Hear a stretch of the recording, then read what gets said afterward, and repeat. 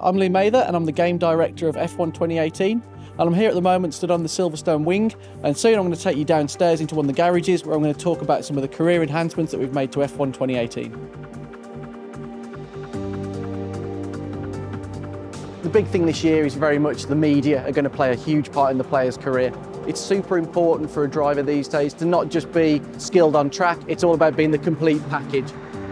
In F1 2018 we've got a new media character called Claire, and she will approach you at various points to ask you questions that are relevant to what's going on through the season. And this could relate to multiple things. It could be on contract moves, it could be on performances in races, it could be on your teammate, on other drivers. The player's going to need to really take into consideration how that impacts on not only the morale of the team, so certain departments will feel demotivated, the time and the price or the unreliability of upgrades will increase, but also how other teams in the paddock perceive them. So it may be that a certain team would like to see a driver who's a great sportsman, demure and good in front of the press, doesn't ever rock the boat, doesn't say anything nasty about anybody, even under high pressure situations. Or it may be that you want somebody who's more of a showman. Some teams really want somebody who's got that character, that effervescence, that buzz with the media. And sometimes they may say things a little bit off the cuff that cause a bit of controversy. As you become reputable in the paddock, you will open up different answers which will allow you to really exert your character within the game.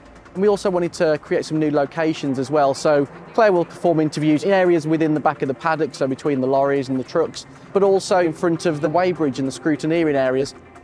Answering questions to the media will give an instant outcome there and then. If you impact negatively or positively on a department or your relationship with a team, be that your team or another team, you'll be made aware of that. But you've also got to realise, maybe later in the season, these will get pulled up again. And if you've made a promise earlier in the season that you intend to achieve something, that might get pulled up again by the press. You really don't want to make yourself look like an idiot by over-promising, but also you don't want to rubbish people. It's important to maintain a level of professionalism in the game.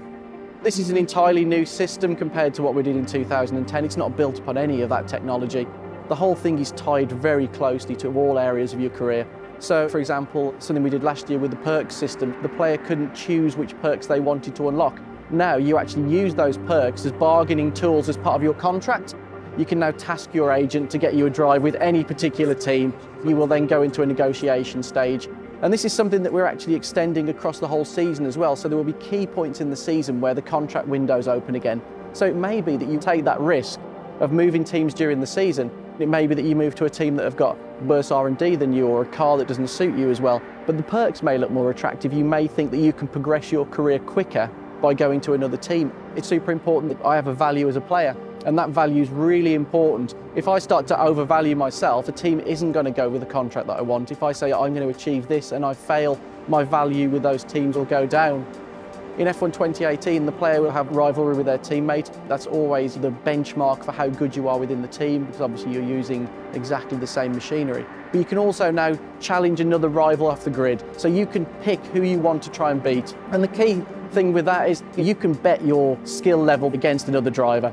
If I'm performing reasonably well and I say I'm going to go and beat Lewis Hamilton, I'm going to beat Sebastian Vettel, that's setting your stall out as I'm a strong driver, I can beat the top in the sport.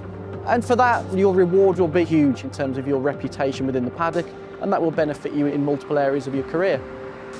Broadcast style for Formula One's always been something that we've been super passionate about, really representing the sport very cinematically, giving those beautiful intros, having real-world commentators talking about what's going on. So this year we've expanded that system to take into account a lot more of what's going on throughout the course of the season. So now race intros will feature things that have occurred in previous races. The press will refer to things that have happened in previous races. So it's not just a case of on a race-by-race basis. This is a long season, and everything that happens will play out through the eyes of the media and through your team.